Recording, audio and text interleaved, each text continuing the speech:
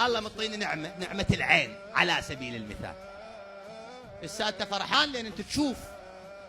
هسه هاي نعمة العين انت ما تبدلها باملاك الدنيا. شوف جيد. الله يباوع علي يشوف هاي النعمة الآن مستخدمها وهو مطيني اياها، جاي ما استخدمها بالهو يريده. الله شو يقول؟ يقول هذا ما يستاهل، اخذوها منه. وين الطوج شيء؟ مطيني نعمة مثلا نعمة الستر. ستر، ساتر ساتر ساتر، ستر على ذنبه وغطاه، ستر على ذنبه وغطاه، ستار العيوب كذا. ايش قد؟